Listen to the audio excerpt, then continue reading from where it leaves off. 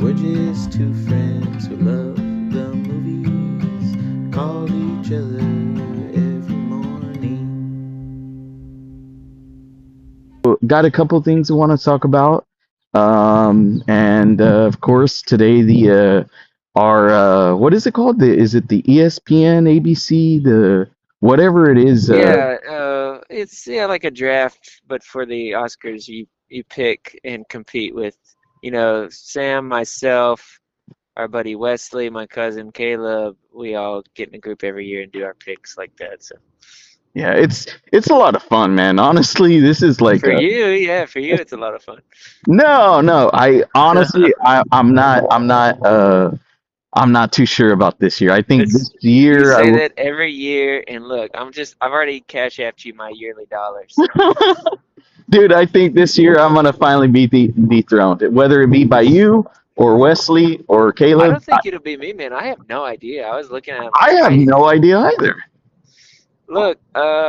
I I know that P.T. Anderson is a lot in the mix this year, and it made me think of something kind of interesting. So Okay. you'll remember Phantom Thread got nominated for many Oscars, but it only won one Oscar. Do you know what it won? It won. Let's Was just it say it had to do with the. Yeah, go ahead. was it costume or no? Exactly. Yeah, it was Yeah. costume. But do you know who presented the Oscar for Best Costume that year? No, I don't. Eva Marie Saint. Wow. What? And it Wow. was so beautiful. They gave her a huge ovation, and she expressed a lot of gratitude because she had just lost her husband the year before. She was like 94 or something, At and that she was time, like, right? yeah, she was like totally like there, like in the Yeah. zone. And she was like, she had just lost her husband, but she was like, we had so many memories of coming here year after year to this ceremony. And she was like, I actually am kind of proud because I'm older than this award ceremony. Wow. And she won in 1955 for On the Waterfront, Best Supporting Actress, Yeah. while she was pregnant, and Wow. she's just a wonderful human being, still alive today, and I hope she tunes in with us to watch the Oscars this year. Yeah, man. I didn't know that. I saw those Oscars whenever Phantom Thread won, but I didn't. I guess I didn't remember. But Right? Yeah. it's always good to have a Eva Marie Saint, man. She's become like one of the ongoing characters here, right? Uh, Yeah. so I'm excited for the Oscars, dude. Like I said before, this year definitely unsure about who's gonna be winning, dude. Like honestly, I'm not just saying that just to say that to fool y'all. I really think that this year is the year I'm gonna get dethroned. Well, I hope so. I I hope so. Just I I something new. I hope so too, dude. I really do hope so. But Mitch, I watched a movie from 2025. It may be Oh, you did because a 2025er. yeah, it may be the final 2025 movie that I get to watch before I make my year-end list. I want Um, you to sneak one more in or two more in. You I, got I'm two a more nights. dude. I'm gonna try. I'm gonna try. Definitely try. But just letting you know, it's a little difficult because of the whole schedule and everything like that. But And also, this will be, I mean, either way, this will be the last 2025 movies we talk about before revealing our lists. yeah, And so I mean, even if you do catch a couple more, which I still hope you do, I'll be hearing about them either after our top 10 countdown or if they happen to make your top 10, that would be different. yeah, exactly. So, do you want me to start? Yes, please. Yeah. Okay. So I was able to sneak in. Is this thing on? Oh, Uh, nice. Good. Yeah, I was able to. I was like, you know what? If I have time for one more, I definitely want to include this one because it has been on my watch list. I'm a big fan of A Star Is Born. I was not a fan of Bradley Cooper's Maestro, or otherwise known as Oscar bait. Well, Um, I mean, I'm a huge fan of that movie, so, different strokes for different blokes. Yeah, not a big fan at all for that film. I think it definitely very overrated. But anyways, this movie is this thing on. I really really like this movie, man. I really enjoyed it. I thought Will Arnett and then Laura Dern. Wow, man, Laura Dern can just show up in a scene or two.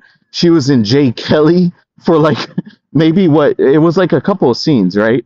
Hmm. And she just knocks it out of the park. I think this is hands down her best performance in a very long time. She is phenomenal in this movie, and Will Arnett as well. Both of them are just great. And then Bradley Cooper shows up in a few scenes, and he's hilarious. I mean, I'm glad that he didn't let himself be the center of attention, right? He could have, but he just kind of comes in as a supporting character, and he makes a few jokes, and he's a funny presence. And so I really like the supporting cast. I really like the whole this guy midlife crisis, right? Whatever you want to call it, and he stumbles upon open mic, and it's kind of inspiring, dude. It really is inspiring in that it's never too late to try something new. It's never too late to add an energy shot into your life, right? And yeah, man, I absolutely loved. It's in the trailer where he says, I was unhappy in our relationship, but I wasn't unhappy with our relationship. I really love that line. It's very it hit close to home, because there are times which I'm sure you felt before, where maybe you're not feeling the best, you're feeling a little down, and it's not because the person you're with, right, not your partner, it's just the way you feel. You're the one that's going through this, and I think it's good to this movie really shows that it's always good to have someone there to support you, to be on your team. So I really like this movie, man. I really dug it. I'm glad I was able to fit it in uh, there at the end. So yeah, it's a very good movie. Nice. I'm glad to hear that. I am hoping to check that out. I'm a fan of Cooper as a director and an actor, and Yeah, this is one I'm looking forward to. So, um, yeah, dude, I'm not okay, man. To be honest with you, dude, I'm out here. I'm gonna tell you what I watched, but I mean, look, I put on this movie called The Day the Earth Blew Up. oh, wait, is that the Looney Tunes? Yes, it's the Looney Tunes movie, dude. It's the week of Oscars. I'm watching Looney Tunes. I need help. I told you I need help. Dude, what the heck? I don't know, dude. I'm a fan of the property. I'm a fan of Looney Tunes, Yeah, but I don't know what I was expecting. I did have a yeah, friend someone I follow on LB put it on their top 10, and I was like, oh, that's interesting. And so I was checking it out. But the thing about Looney Tunes is that I'm not going to say this wasn't well done, because it was, and I'm not going to say they didn't really give deference to the history of that mhm, program. And there's a lot of things that Looney Tunes fans can enjoy, and there was a few good laughs. yeah, But I feel like one of the things for Looney Tunes, as they try to stretch the I mean, it's a very recognizable property. Obviously, they want to do stuff with it, but making a movie, I think, is always going to be a problem, because the absolute lunacy that is necessary to make Looney Tunes tick defies kind of that neat narrative arc. And yeah, so the parts that are really working are the parts where they divert from the plot and just do some goofiness. But yeah, all of the plot stuff, actually, I was like, oh, just put me to sleep. So I hope that they can continue to try some stuff. I know we might get the Wile E. Coyote movie next yeah, year, but I mean, I think there's room for some, like, I mean, they really got to lean into that Marx Brother energy, man. Like, you can do a yeah, feature without having like a strict narrative. They're just afraid of it, because when you have something that is that off the walls, yeah. they think that people want and need the structure, and honestly, maybe they do. But for me, I would prefer if it was like a Marx Brothers, like wall-to-wall absurdity craziness. That's what I want out of a Looney Tunes movie. Well, this is one where I remember it came out in theaters here. It was actually in theaters for a few Yeah, weeks. It I'm was glad I got one. some theatrical run. Yeah, I almost saw it, but I think I ended up watching something else. But do you remember the Looney Tunes movie, Looney Tunes Back in Action, the one with Of Brendan course. Fraser? Yeah, I got it Dude, from the Blockbuster. yeah, so I rented it from Blockbuster, but I actually saw it. Do you remember? I don't know if they still have this over there, or, in schools, but they had the AR reading. Yeah, yeah, yeah.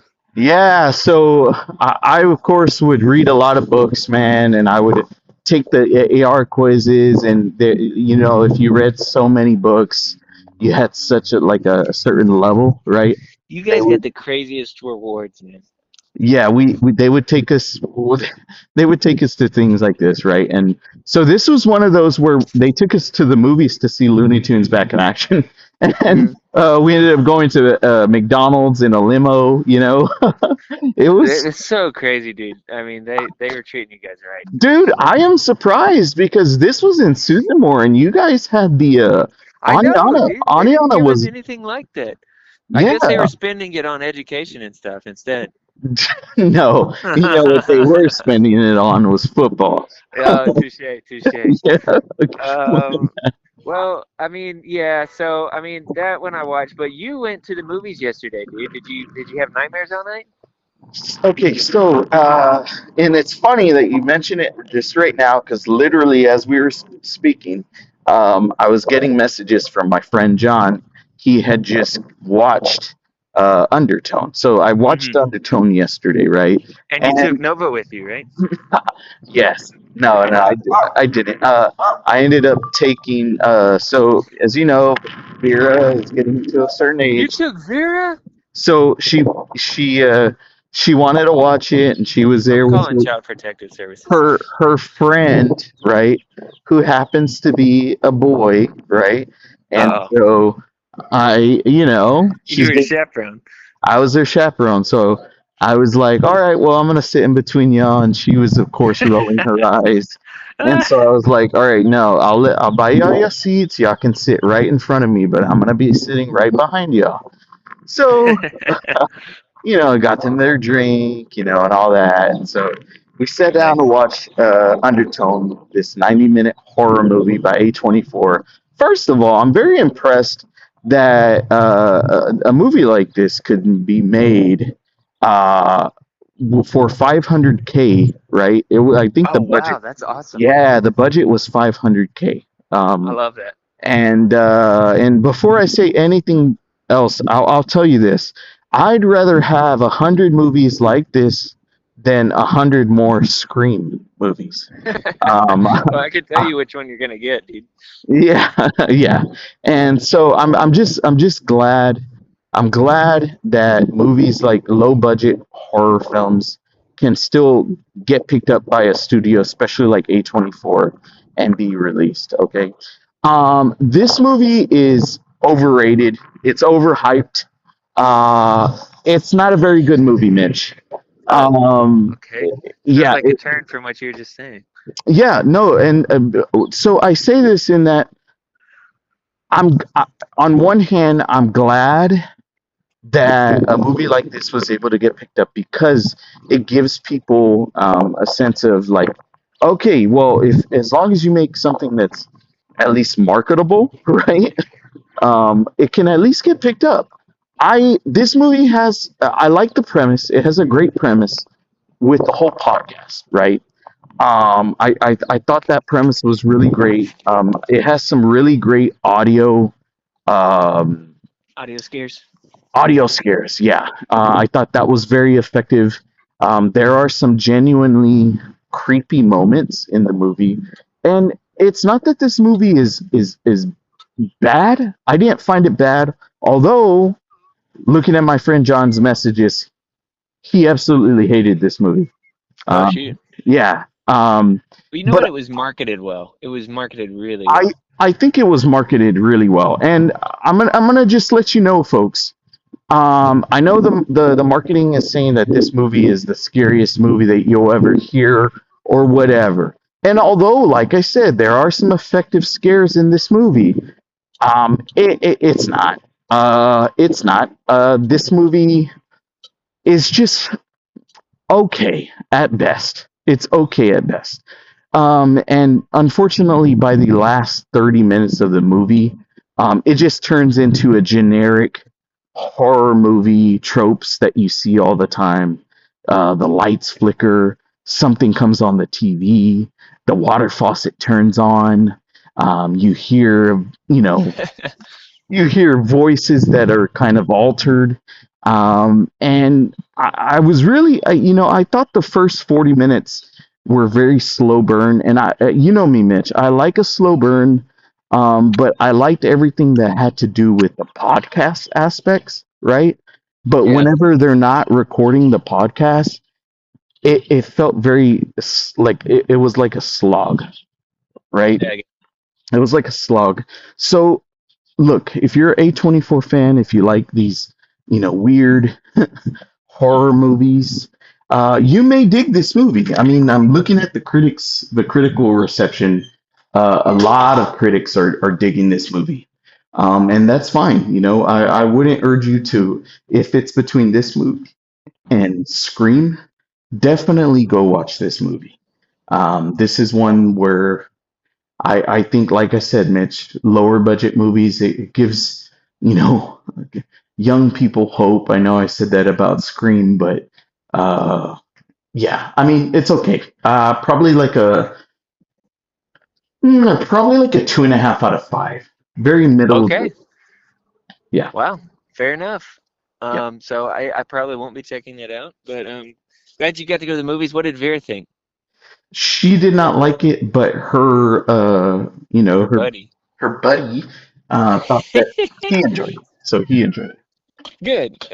That's a win for the day then. I And think so. Yeah. got to go out there with Vera, and she'll probably have that as a good memory together, anyways. Awesome. Um, so I course corrected after I realized, I kind of slapped myself around a little bit and like, Mitch, what are you doing? Oh, we got Porky Pig here on the screen. And but the thing about Oscar week is, you got your list, you got your plan, but it all goes out the window. Yeah. And when it all goes out the window, sometimes you make mistakes. And then sometimes you happen upon something truly, truly special. And I'm talking about, this wasn't even on my list. It wasn't 1, 2, or 3 tier. I was just kind of bebopping around on my watch list, and I was like, wait a minute. I noticed something. I noticed, man, that we got a David Mamet movie Oh, in really? 2025. Dude, dude, dude. Henry Johnson. You know this? Is that the one with Shia LaBeouf? It's the one with Shia LaBeouf. It's got Okay. Shia LaBeouf. It's got like David Mamet's like son-in-law as the lead. It's got 2 other actors. One of them you'd recognize, and I can't remember his name. Great character actor. And one of them you won't. Dude, pretty much this movie. Okay, so talking about Blue Moon, I was like, man, he wrote the dog out of this script. Dude, this guy, the fact that, and maybe it's because Shia LaBeouf is in it, I don't know, but the fact that this is not nominated for Best Original Screenplay, or I guess it would be Adapted Screenplay because it was a play first, is criminal. I mean, this is unbelievable. You can watch this movie 20 times and will never get to the bottom of it. It's like every line is like, and it's I don't want to say too much about it, except the other thing I want to say is the performances in this movie are, I mean, me and Lori immediately after it was over, Lori too, she was like, I feel like I gotta watch this again. There's no time for that. It's Oscars week, but dude, this movie is truly special. Wow. Okay. I just looked it up. It's like an hour and 25 minutes. Right, that's the bonus. That's the bonus. That's the bonus round. It's short. Wow. Okay. So what is it? Like a drama, thriller, mystery? So I guess the best way to think about it is, I mean, it really is like a play, Okay. and it really is the words that are so, dude. You're not gonna see proof. I miss stuff like this. I just to find this was like striking gold.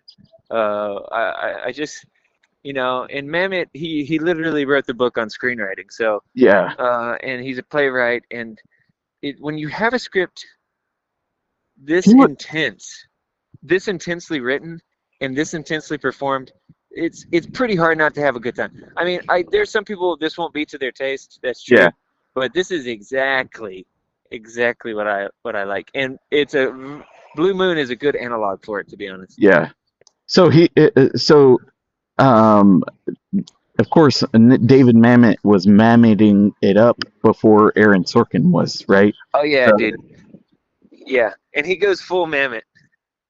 wow. Okay. So you know me, I love me some Mamet, man. I And mean, and you love you some 90-minute Oscar week movies, dude. And it's I- honestly, it's great. Shia, I have a lot of thoughts about that guy. I mean, he's kind of lost, he's a total wild card. I could talk about him all day, but I mean, never mind any of that. It's just his performance is just watching him perform is a very special thing that's our generation gets, yeah, to see. yeah, And in his most recent interview, which all of these are just kind of like manipulation masterclasses, if you ask me. But in his most recent interview, he was like, "Yeah, when the stuff in Hollywood dried up, the work got better." And I think that's true, dude. I mean, it's just like he's out there with Ferrera and Coppola and Mamet now, and it's just fascinating. yeah. Well, I knew the film. It just kind of was one of those things where it just passed me by. It's a 2025 though, right? Yeah, yeah. I double checked. I triple Okay. checked. Okay. Did you see it online or one of? Oh, dude, of course I did what every good person would do. I marched my rump to the theater and sat down and watched it. Okay. I- Well, good Wink, to hear. wink, wink. Well, good, good to hear, man. Do you think I should check it out? But try to catch it. Hey, listen, man, I'm not saying anything else, okay? It's every man for himself out here, okay? Okay. My dream for you is that you are just smashing your face into a big pool of 2025 movies, however that looks. Well, the runtime is very appealing to me. Well, So, speaking of good run times, I got you one more. okay, go for it. Do you want to take a turn? No. I mean, I'm pretty. In terms of the ones I wanted to talk about, those are the ones I wanted to talk about. The ones I've already talked about. So, go ahead. Late at night, okay? I'm like, dude, I'm not young anymore. I'm not gonna be able to pull an all-nighter out here. What can I do? Oh yeah, that's right. Uh, Peter Hujar's Day. Okay, a short one. Okay. Yeah, very short. And I was like, So, yeah, that's right. I remembered you talking about it and basically liking it. And I was like, there's no chance it's gonna make my top list, I don't think. But it's like it is short and it's 2025. And look, Wishaw and Rebecca, can't remember her last name all of Rebecca a sudden. Hall. Rebecca Hall, watching them is good, and the set design is great, and just kind of got like a period sheen to it. Hmm. This is the kind of movie at this time of year I love, dude, because I'm literally like kind of just in this hazy state, at night. I'm just Yeah. on the couch, everybody's asleep, and it's just me and the movie, and it's like a flickering candle, this movie. Yeah. They're just they're talking, and you're seeing something, competently pretty, Yeah. and I was just like, this is it. This is exactly what I want this week to be. I want the chaos of making the wrong choices. I want the adrenaline rush of finding something, a diamond in the rough, and Yeah. then I want that impressionistic kind of like, this is my favorite week of the year, and here I am with the movie where I want to be.